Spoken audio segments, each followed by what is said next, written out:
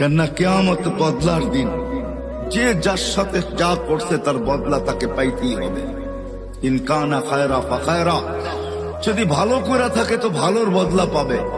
সেই ভালো যদি এক গ্লাস পানিও হয় এটারও বদলা সে পাবে।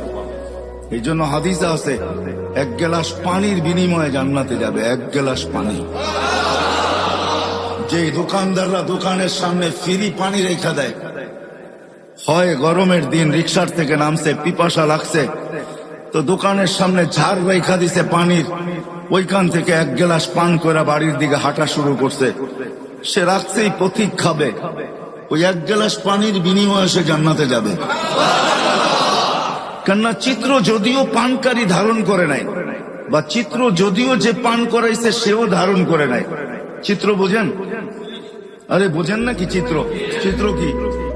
ছবি তুলে রাখে নাই সে,